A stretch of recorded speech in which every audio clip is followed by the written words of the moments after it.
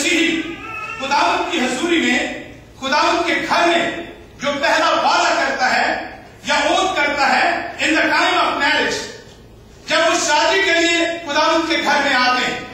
और वो खुदावंद के हजूर और लोगों के हजूर जमा होते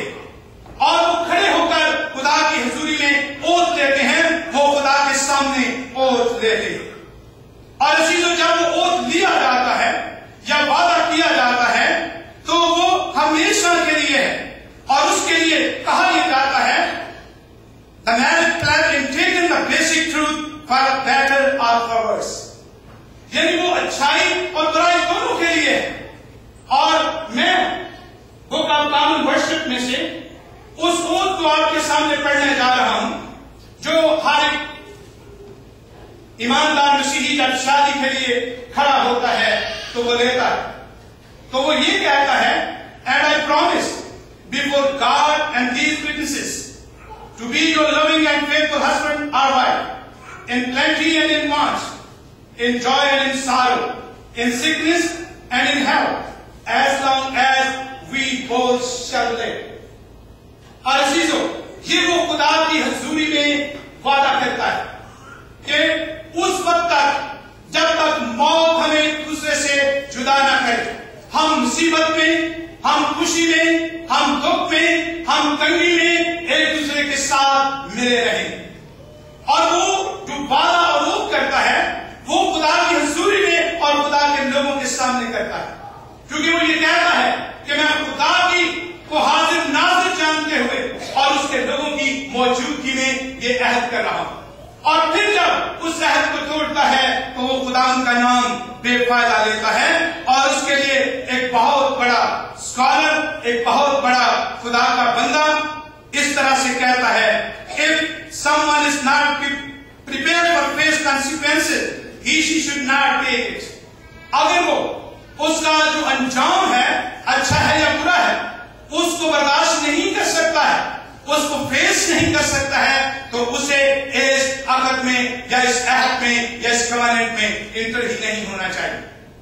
ऐसा ना हो कि वो उसमें शामिल होकर खुदा के लोगों की मौजूदगी में खुदा की हजूरी में वादा करके और फिर उसे पूरा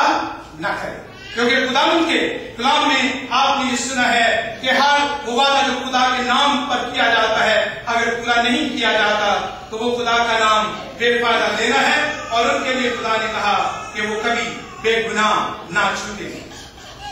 और दूसरा प्लेज या दूसरा जो वादा एक मसीही खुदा की हजूरी में खुदा के लोगों की मौजूदगी में करता है वो है बैप्टिज्म के वक्त, जब वो बपतिस्मे के लिए अपने बच्चों को सामने लाते हैं और उस वक्त भी वो ये वादा करते हैं, अपने बच्चों के बिहार पर ये वादा करते हैं कि हम इन बच्चों को खुदा के नजदीक लाएंगे, इन्हें हम रास्तबाजी की राहों पर लेकर चलेंगे, इन्हें जितनी भी मजहबी या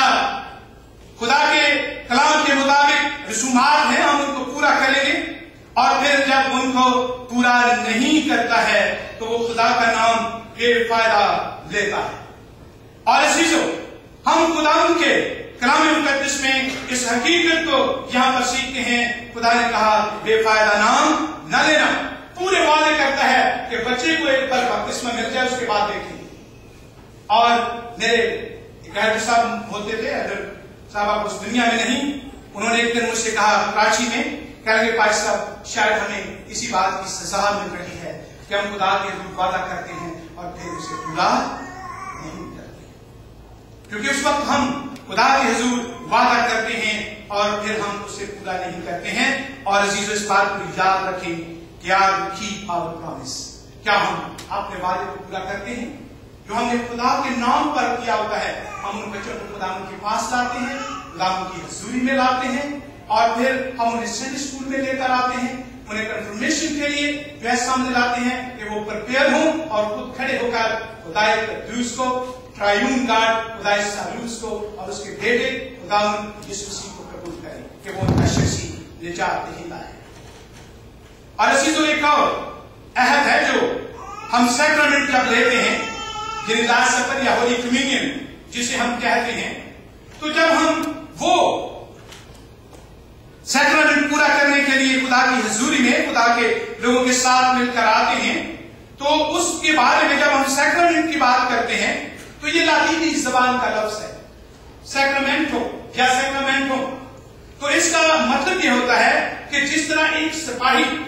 जब फौज में भर्ती होता है, अपनी ट्रेनिंग को खत्म करता है, और फिर जब जिस तरह से ग्रेजुएशन होता है, उनकी भी एक रस्म होती है, और जब वो सामने आते हैं तो फिर वो हल्फ लेते हैं, फिर वो ओथ करते हैं कि हम अपने जनरल और अपने बादशाह के और अपने मुल्क के वफादार रहेंगे। सैक्रामेंट का ये मतलब है।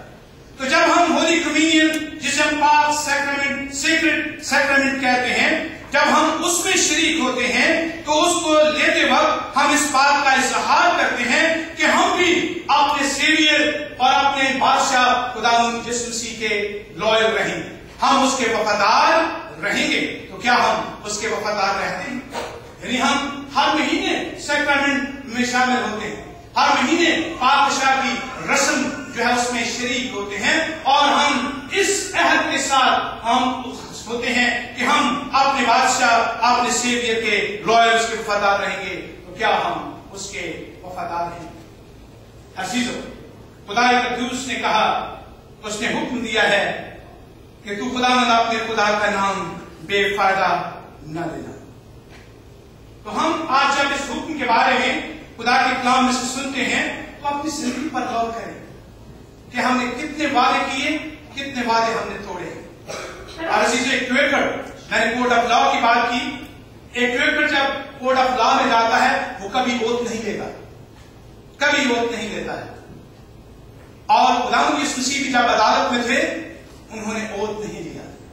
अगर आप अनाजील को पढ़ेंगे तो लिखा, वहां लिखा, मैं तुझे जिंदा खुदा की कसम देकर कहता हूं। तो खुदावंद यीशु मसीह ने उससे क्या कहा? तू कहता है। खुदावंद यीशु मसीह ने खुद ओथ नहीं लिया था। अजीजों, इस बात को याद रखें, हम तो बड़ी जल्दी से ओथ भी ले लेते हैं, हम वादा भी कर लेते हैं, हम कसम भी दे देते हैं, हम खुदा के घर में जो है वो प्लेज स्लिप भी भरते हैं, वादा करते हैं खुदा के लिए, खुदा के काम के लिए हम ये हिस्सा देंगे, लेकिन एक हफ्ते के बाद, 2 हफ्ते के बाद, महीने 2 महीने के बाद हम भूल जाते हैं हमने क्या वादा उसके साथ किया। और फिर हम खुदा से ये तवक्को करते हैं खुदा हमें बरकत देगा, लेकिन खुदा ने कहा तू खुदावंद अपने खुदा का नाम बेफायदा ना लेना, क्योंकि जो उसका नाम बेफायदा लेता है खुदावंद उसे बेगुनाह ना ठहराएगा। मैंने शादी के अहद के तोड़ने की बात आपके सामने की। मलाकी नबी की किताब को अगर आप पढ़ेंगे तो वहां बनी इस्राएल ने शिकवा किया खुदा के साथ।